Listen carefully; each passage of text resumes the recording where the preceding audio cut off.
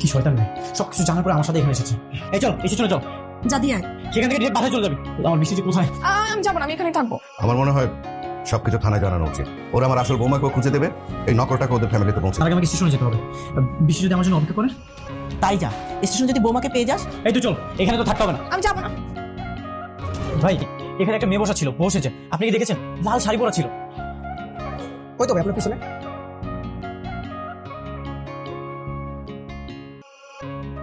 ভাই, আপনাকে দেওয়ার আসলে কোনো কাজ হবে না। আমি আমার বউকে নিজে খুঁজে নিব। ঠিক আছে, যান খুঁজে নিন।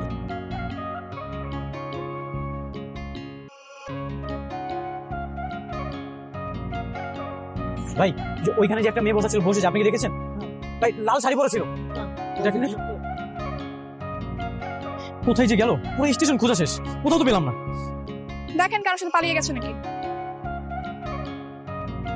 ও আমাকে ছেড়ে কখনোই যাবে না। নিশ্চয়ই কোনো একটা ঝামেলা করেছে। আচ্ছা, এক জায়গায় দাঁড়িয়ে থাকতে পারবো না, এখন কোথায় যাবেন চলেন। কোথায় যাবো মানে? তুই তোর বাসায় যাবি, আমিও ওর বাসায় যাবো। আচ্ছা, তোর যেখানে ইচ্ছে তুই সেখানে যা। তোর সাথে আমি আর 1 মিনিট থাকতে চাই না। যা এখান থেকে।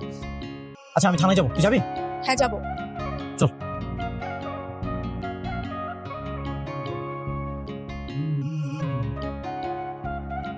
স্যার, আমি আমার বউকে কোথাও খুঁজে পাচ্ছি না স্যার, আপনি আমাকে হেল্প করেন।